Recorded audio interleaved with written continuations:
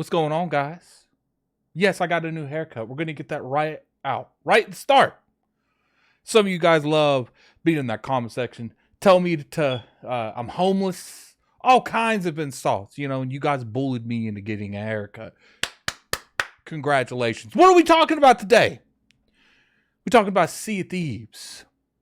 For those of you that's been following me for a long time, I have been talking about Sea of Thieves for the longest time.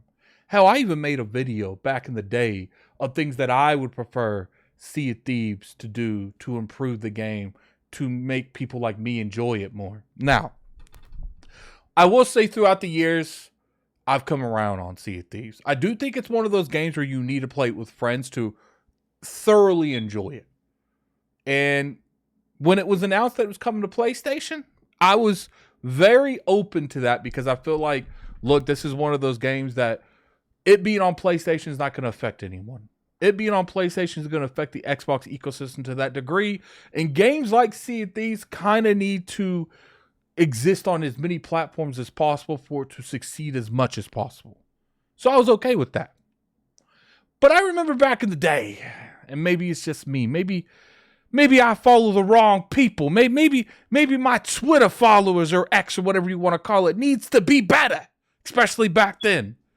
A lot of PlayStation people were hating on that game, saying there was nothing to play, saying that Sea of Thieves itself was just a worse version of Skull and Bones, which is hilarious at the time because Skull and Bones literally just came out. But yeah, there were tweets like that back in the day. Now, to be fair to the PlayStation people, I will say the game you guys are getting this year is far better than the game we got back in 2016 or 2014. Someone put in the comment section when that game came out. I can't remember. I'm not going to look it up. I'm sure you guys love fact checking me, so fact check that. But when this game came out, there wasn't a lot to do, and throughout the years, they've really added more and more types of content, and I'm with it. I'm with it. It's crazy that's going on about this game being made on PlayStation in general. Apparently, there was some documents or something that I saw people talking about on Twitter where they were actually like in a part of the office at Rare where they frosted the windows and they were secretly working on Sea of Thieves for the PlayStation version, which is interesting enough because to me, when something like that happens, like the whole studio would know. But it didn't seem that way. It seemed like the only people that really knew that this game was coming to PlayStation was a select few.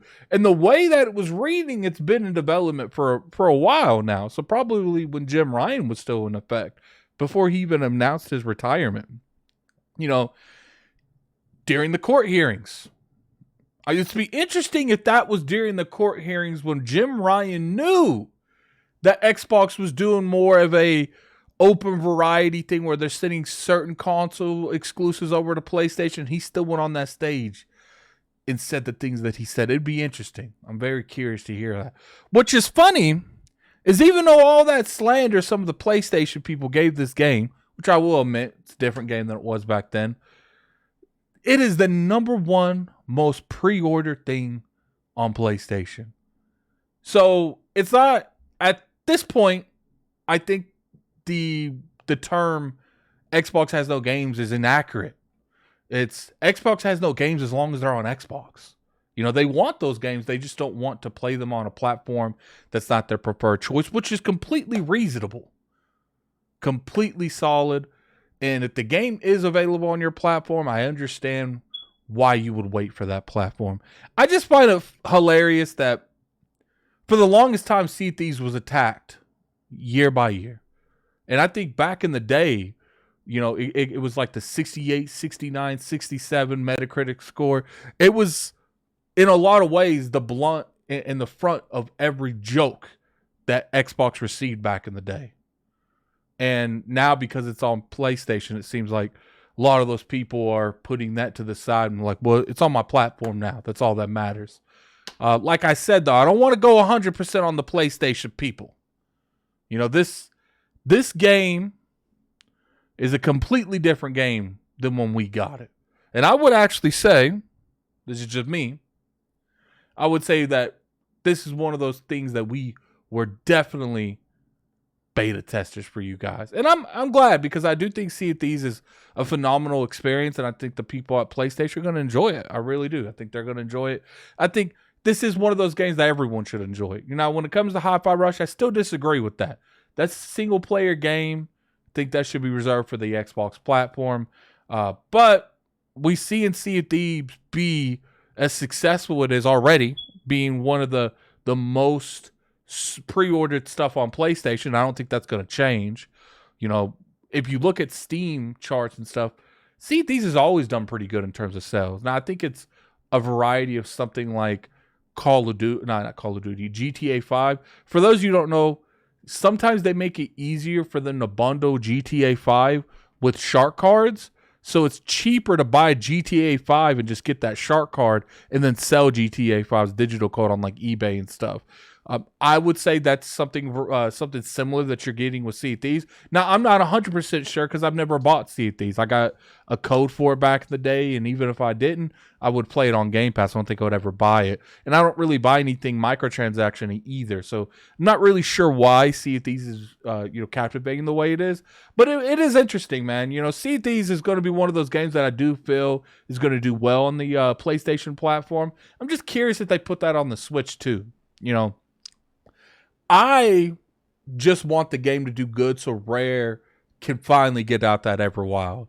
You know, I saw some people joking on Twitter that saying the reason Xbox has took so long to get Everwild and we still don't even have a release date or anything like that is because they actually were working on the PlayStation versions of these games, which that's ludicrous. It's a joke. I don't think people are generally thinking that that's the case. Look, at the end of the day, when it comes to these type of games, they've only been doing this for probably 6 to 8 months, you know, and that's really pushing it. If that's how long they've been working on this, these type of ports don't take years to make. So calm down, people that's going to be using that in your console war stuff. I don't think the people on Twitter are being sincere with that argument. They're just joking. But anyway, how'd you guys feel about this? Do you guys feel like Sea of Thieves is going to do well on the PlayStation platform? Very curious to your guys' opinion. I find it hilarious that PlayStation fanboys are going above and beyond. And, apparently it was a bad game, but now it's a good game when it's on PlayStation. And it is kind of funny that Xbox went through so degree to make sure that, no one knew this was being worked on PlayStation. I kind of understand it to a degree because this is something so big that they probably would want to keep out of the news works. But anyway, put in the comment section below what you guys feel about that. If you guys enjoyed this video, definitely hit that like button. It's always appreciated. You can always sub to the channel. Weekly content here. Last week was a little light because I was having some mouth issues. But we right back at it tomorrow. I already know what the video I'm going to make. But anyway, until next time, this is Gaming Addict. I'm out of here. Peace. Man, Sea of Thieves, Sea of Thieves, Sea of Thieves.